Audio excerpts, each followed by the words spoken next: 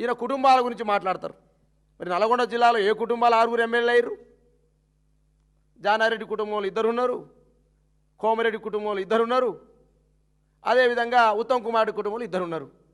6 కుటుంబాలు 6కి అప్పచెప్పిన ఒక నల్గొండ జిల్లా అని మరి ఏమని మాట్లాడాలి మిమ్మల్ని? మూసిలో కంపు ఉందంటే నీ నూరులో కూడా కంపు ఉంది. ఇష్టం వచ్చినట్టు మాట్లాడుతూ ఉన్నావు. కేసీఆర్ ఏం చేయలేరా? మా మాజీ శాసనసభ్యులు ఏం చేయలేరా?